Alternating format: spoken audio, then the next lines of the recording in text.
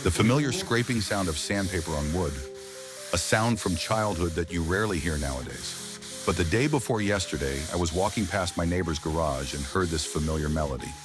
Someone was methodically scraping sandpaper against wood. I peek in.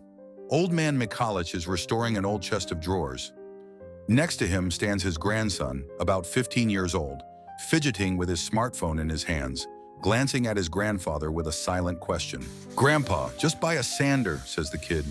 "Why torture yourself with your hands?" "With my hands, I can feel every fiber here, every irregularity. This isn't just about stripping wood, it's about putting your soul into it." But this simple sandpaper in the grandfather's hands is an entire story that began with shark skin and ended with an industrial revolution created by an ordinary 12-year-old boy. But let me tell everything in order. Did you know that sharks were the first manufacturers of sandpaper? Their skin is so abrasive that it can leave burns if you run your hand against the scales. Ancient craftsmen quickly understood. Dried shark skin was the ideal material for grinding. It was called shagreen, and Japanese swordsmiths used it to polish katana handles.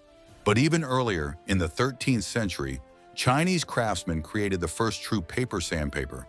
They crushed seashells and river sand, mixed them with natural resins, and applied the mixture to parchment. Imagine, 700 years ago, the Chinese were already mass-producing abrasive materials. In medieval Europe, weaponsmiths and armorers weren't sitting idle either. They used everything that could polish, from crocodile skin to crushed glass on leather. But this was handcrafted work. Making each sheet took a tremendous amount of time. A craftsman had to first tan the leather in a special way, then carefully sift glass powder by particle size, and only then apply it to the base with natural glue made from bones and horns. By the 18th century, European craftsmen had learned to make glass paper. They glued crushed glass onto thick paper, but the process remained painfully slow and expensive, and it lasted practically no time at all. Furniture makers suffered especially. They could spend weeks sanding a single piano or chest of drawers. Every detail needed to be brought to perfection, and the tools were primitive. And here our hero enters the scene, a young Englishman destined to revolutionize the entire industry. 1825, London, the Oakey family. 11 children in the family, poverty. When John turned 12, his father made a typical decision for that time. It was time for the boy to earn money, and he apprenticed him to a craftsman who made pianos. Imagine this workshop, a semi-dark room, dust hanging in columns, and in the corner, a pile of poor glass paper that scratched wood more than it sanded it. John was assigned the most dreary part of the work. He had to cut thick paper into strips, coat them with glue, and sprinkle them with crushed glass. After drying, these strips had to be used to manually bring parts to their final finish. In those days, sandpaper production was quite a troublesome affair. You needed to know how to properly crush glass to get particles of the right size, how to mix glue of the right consistency, how to apply abrasive in an even layer. The slightest mistake, and the entire batch was ruined. But John Oakey wasn't the type to accept routine. It took him just one day to understand. The system worked terribly. Glass dust held poorly to paper, quickly crumbled off, and the paper itself became soggy and tore from moisture. And then a revolutionary idea was born in the teenager's head. What if instead of paper, he used dense fabric? He brought cleaning cloth from his father's factory home, and instead of glass dust, he took granite dust from the same plant where his father worked. Granite is harder than glass, and most importantly, its particles are more uniform. After some time, he approached the master with ready samples. The master first distrustfully turned the strange fabric paper in his hands, but when he ran it across wood, silence fell in the workshop. The sandpaper worked like a charm. The master raised his eyes to John, and in that look was understanding. The boy had just changed everything. But the most brilliant part was something else. John understood how to automate the process. His method allowed the use of machines, cutting fabric, applying glue, and sprinkling abrasive mechanically, not by hand. He invented special presses for uniform distribution of abrasive in drying chambers to speed up the process.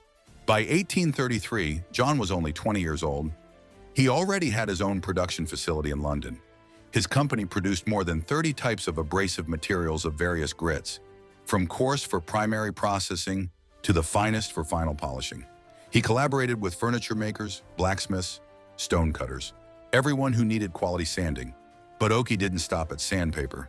He developed an entire product line: wet and dry abrasives, polishing compounds, lead blackening, various furniture polishes. By 1874, the company already had 3 separate manufacturing facilities in London. Oki carefully guarded his secrets, especially the technology for making waterproof sandpaper, which he kept secret for many years. This technology became a real breakthrough.